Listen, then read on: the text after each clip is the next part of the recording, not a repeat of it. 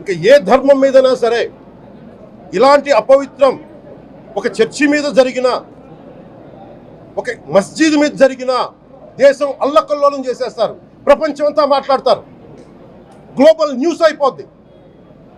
కానీ దేశంలో కోట్లాది మంది హిందువులు అపవిత్రమైతే, ఈ ప్రసాదం అపవిత్రమైతే ఒక్కరు కూడా మాట్లాడకూడదు, ఇది సెక్యులర్ వ్యవస్థకు విఘాతం అంటే హిందువులకి మనోభావాలు ఉండవా? ఇది ఒక్కరు నిందించట్లా, అసలు మీరు ప్రస్తావన చేయకూడదు, ఇది తప్పు, ఇది మాట్లాడకూడదంటే ఎట్లా? ఇదే వేరే మతానికి మీరు అన్వయిస్తారా? నేను అన్ని మతాలని సమానంగా గౌరవించేవాడిని, ఇస్లాంని గౌరవించేవాడిని, క్రిస్టియానిటీని గౌరవించేవాళ్ళం మేమందరం. సనాతన ధర్మం అని మొత్తుకుంటున్నాం. దేనికి సనాతన ధర్మం అంటే?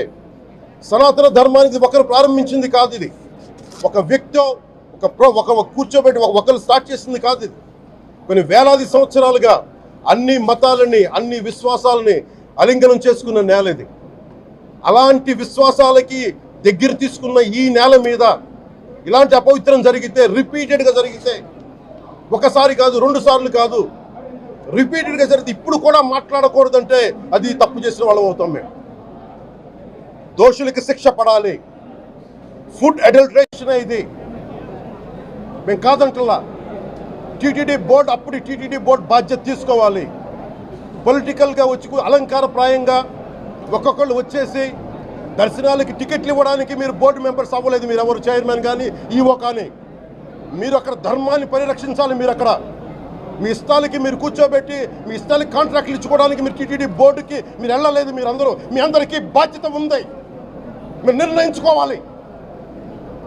ఎవరికి కోపాలు రావు, ఎవరికి వేదన రాదు, ఎవరికి బాధలు రావంటే కుదరదు. వస్తాయి బాధలు, వేదన ఉంది, మాట్లాడతాం. మర్చిపోకండి ఎవరు. గత ముఖ్యమంత్రి గారు కూడా నేను చేస్తా ఉన్నాను, జగన్మోహన్ రెడ్డి గారికి కూడా. ఇదే చర్చికి జరిగితే మీరు ఊరుకుంటారా? ఒక మస్జిద్కి జరిగితే ఊరుకుంటారా? ఒక తిరుమలకి జరిగినప్పుడు ఎందుకు వెనకేసుకొస్తారు? రాకండి. ఏ మతం మీద దాడి జరిగినా సంపూర్ణంగా నాతో సహా మేము ఖండిస్తాం, బయటకు వస్తాం. ఇస్లాం మీద దాడి జరిగితే మేము మాట్లాడతాం, క్రిస్టియానిటీ మీద దాడి జరిగితే మేము మాట్లాడతాం. హిందూ ధర్మం మీద, సనాతన ధర్మం మీద దాడి జరిగితే కూడా నేను మాట్లాడతాను. ఇది మొదటిసారి కాదు, మేమందరం మాట్లాడతాం.